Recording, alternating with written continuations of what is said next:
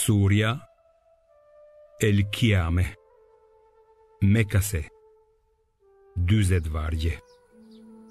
Bismillahirrahmanirrahim. Me emrin e Allahut, të gjithë mëshirshmit, mëshirë plotit. Betohem në ditën e Kiametit. Betohem në shpirtin qortues. A mendon njeriu se nuk do të mund t'i mbledhim eshtrat e tij? Po, si jo? Ne jemi të Zot t'ja ribëjmë bashk me përsosmëri edhe majat e gishtave të tij. Por njeriu dëshiron të gaboj sa të jetë gjallë dhe pyet: kur do t'jetë dita e Kiametit? Por kur syt t'i verbohen dhe të zihet hëna dhe dielli e hëna të bashkohen, atë ditë njeriu do të thotë: ku të iki? Askund, s'ka stre. Atë ditë streha është te Zoti yt. Atë ditë njeriu do të vihet në dijeni për veprat që ka bërë dhe për ato që ka lënë pa bërë.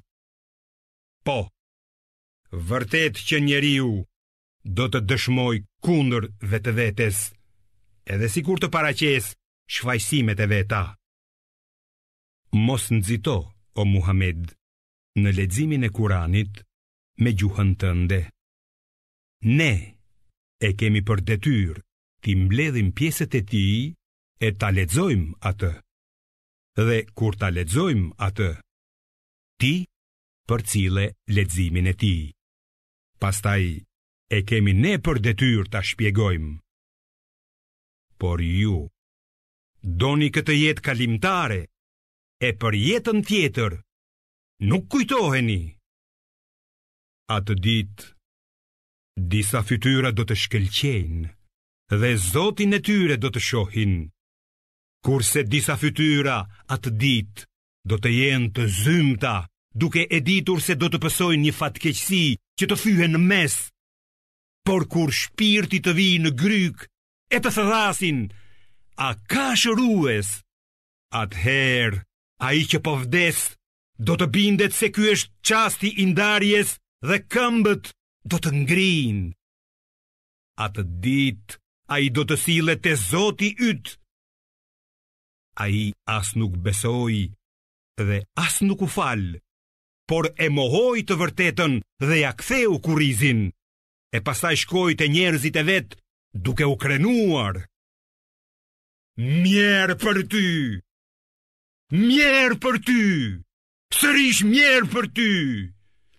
Mjerë për ty! Vallë, a mendon njeriu se do të mbetet pa përgjegjshmëri? As ka qenë një pikë fare që derdhej, pastaj u bë droçk gjaku, e më pas Allahu e krijoi dhe i dha formë e përmasa të caktuara. E prej tij bëri çiftin, mashkullin e femrën. Vallë, ai krijues, a nuk ka fuqi që t'i ngjallë të vdekurit?